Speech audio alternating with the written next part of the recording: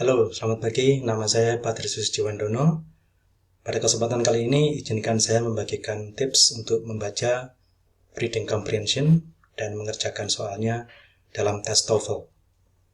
Dalam tes TOEFL ada 4 teks yang perlu Anda baca. Masing-masing teks terdiri dari 700 kata. Jadi kalau kecepatan Anda membaca 250 kata atau 300 kata, maka Anda memerlukan waktu sekitar 2,5 menit sampai 3 menit untuk bisa membaca dengan baik. Nah, inti dari strategi saya adalah membaca dengan cepat namun fleksibel. Fleksibel dalam hal apa? Fleksibel dalam hal kadang-kadang perlu ada jeda, perlu ada berhentian pada beberapa bagian tertentu, sedemikian sehingga benak Anda bisa meringkas apa yang sudah Anda baca dan memberikan penekanan pada bagian itu. Saya akan tunjukkan caranya pada slide saya MS Word berikut ini. Silakan diikuti penjelasan saya. Nah, jadi sekali lagi intinya adalah seperti ini. Bacalah dengan cepat, tapi berhenti sejenak pada titik-titik tertentu untuk mencamkan kuat-kuat informasi yang baru dibaca. Otak Anda itu perlu sepersekian detik, 1 atau 2 detik untuk meringkas apa yang sudah dibacanya. Ya, jadi pada saat ini Anda berhenti 1 atau 2 detik. Kemudian juga otak Anda perlu memberikan penekanan pada bagian-bagian yang penting dalam teks itu. Nah, inilah gunanya kenapa Anda perlu untuk berhenti sejenak. Tidak kemudian ngebut membaca tanpa tahu apa isi yang dibaca. Bukan seperti itu. Ya, tapi membaca cepat, namun pada bagian tertentu Anda berhenti sejenak, ya 1 atau 2 detik untuk meringkas informasi yang sudah dibaca dan memberikan penekanan pada informasi penting yang ada di dalam teks itu. Oke. Kemudian selaras dengan yang pertama tadi, maka ini adalah meringkas dalam hati intisari paragraf yang baru dibaca. Ya, jadi kita ringkas dalam hati, intinya adalah seperti ini. Ya. Kalau nomor 1 dan nomor 2 ini sudah dijalankan, maka Anda bisa tahu di mana letak informasi yang sedang ditanyakan oleh satu pertanyaan bacaan. Ya, kalau Anda melakukan kedua ini dengan konsisten, latihan berulang kali, dan Anda fasih melakukannya, maka nomor 3 ini otomatis akan terjadi. Anda akan bisa tahu tanpa harus kembali lagi kepada teks, mana informasi yang sedang ditanyakan oleh satu nomor bacaan, satu nomor pertanyaan bacaan. Dan itu tentunya akan menghemat waktu. Ya. Oke, kita ikuti paparan dari saya untuk teks yang berikut ini. Nah, teks ini adalah judulnya Smart Energy. Nah, perhatikan ada bagian-bagian yang saya garis bawahi. Yang saya garis bawahi itu artinya yang bisa dibaca dengan sangat cepat. Membacanya tidak kata per kata, the, next, few, bukan seperti itu, ya, tapi kita baca satu gugus kata itu dengan sangat cepat. Dengan satu kali sapuan kita bisa memahami intinya. Ya. The next few decades will see great changes in the way energy is applied and used. Ya, ini ada bagian yang saya garis bawahi. Ingat, bagian yang saya garis bawahi maksudnya adalah bagian yang seharusnya bisa Anda baca dengan sangat cepat. In some major oil producing nations, peak oil has already been reached, dan sebagainya. Nah, sampai di sini ada bagian yang saya cetak tebal. Nah, bagian ini maksudnya bagian di mana Anda harus berhenti sejenak, ya, 1 atau 2 detik, untuk memberikan kesempatan kepada otak Anda meringkas bagian yang baru dibaca dan memberikan penekanan pada bagian yang penting ini. Ya, jadi bagian yang saya beri cetak tebal adalah bagian yang penting di dalam teks. Kita lihat di sini, this transition will lead to major changes in the supply and use of electricity. Nah, ini adalah bagian yang penting. Ya, bagian yang penting. Di sini akan berbicara tentang perubahan-perubahan besar dalam supply dan penggunaan listrik. Ini adalah bagian yang penting, oleh karena itu Anda perlu berhenti sejenak di sini. Kemudian kita teruskan, ya. Nah, di sini ada satu contoh lagi yang saya garis bawahi. Ini bisa dibaca dengan satu kali sapuan yang cepat. Ya. Ini juga. Kemudian, nah ini adalah bagian yang penting. Yang saya cetak tebal adalah bagian yang penting. Computer System to the Electricity Network.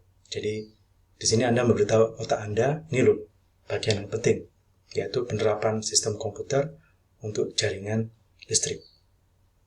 Ya, teks ini atau paragraf ini akan membahas itu secara lebih detail. Jadi itu bagian yang penting. Ya. Kita teruskan. Nah, ini ada bagian yang bisa disapu lagi dengan cepat. Ya. Nah, sampai sini ada bagian yang perlu Anda perhatikan, perlu Anda camkan. Oleh karena itu perlu berhenti sejenak, ya, untuk memberikan kesempatan kepada otak untuk memperhatikan bagian ini. Bagian ini akan berbicara tentang benefits atau manfaat. Lanjutkan, kita sampai pada kalimat yang bisa dibaca dengan cepat dan sebagainya. Terus ya, sampai pada kalimat yang penting lagi, yaitu a range of challenges. Kita berhenti sejenak di situ, kita katakan kepada otak kita, nah ini adalah bagian yang penting, yang akan membicarakan tentang tantangan-tantangan atau masalah-masalah yang dihadapi di dalam penerapan smart energy ini. Ya. Oke. The first involves managing the supply and demand. Ini juga bagian yang penting. Kita teruskan membaca. Ya. Ada kata unpredictable, itu juga penting. Bagian yang saya garis bawah ini adalah bagian yang bisa dibaca dengan cepat. Ya.